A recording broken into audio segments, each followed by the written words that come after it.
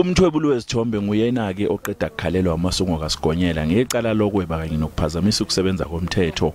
Umsolwa wavela enkantolo yemanje eKrugersdorp ngoLwesithathu. She was released on warning and she'll be back in court on the 28th of November 2022 as the case was postponed for further investigations. Furthermore, we can confirm as the NPA that she was part of the crew that was filming a music video in Krugersdorp. Amaphoyisa aqinisekisile ukuthi lo wesifazane wayeyiphoyisa kodwa ke wesule emsebenzini eminyakeni emithathu eyedlule. Her previous career, yes, I know that once upon a time she was the member of the service. She resigned, I think 2-3 years ago. So we can't even associate her with the organization. Umsolwa kulindele ukuthi abuyele enkantolo yemanje eKrugersdorp ngenyanga ezayo kanti uzobuyela ngosuku olulodwa kanye nalabo abanye abasolwa abayishumi nane.